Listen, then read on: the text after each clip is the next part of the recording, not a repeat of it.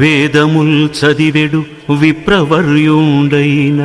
రణము సాధించెడు రాజులైన వర్తక కృషికుడౌ వైశ్యముఖ్యుండైన పరిచరించెడి శూద్రవర్యుడైన మెచ్చు ఖడ్గము బట్టి మెరయు మ్లేచ్ఛుండైన ప్రజల కక్కరపడు రజకుడైన చర్మమమ్మెడి హీన చండాల పరుడైన ఈ మహీతలమందు ఎవ్వడైన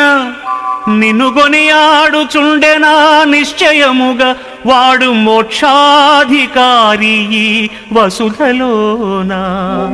భూషణ వికాస శ్రీధర్మపుర నివాస దుష్ట సంహార నరసింహ